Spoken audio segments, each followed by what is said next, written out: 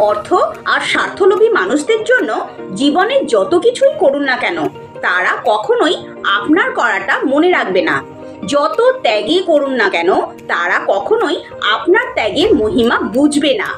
যত বিপদেই তাদের সঙ্গ দিন না কেন, আপনার বিপদে তারা ফিরেও তাকাবে না।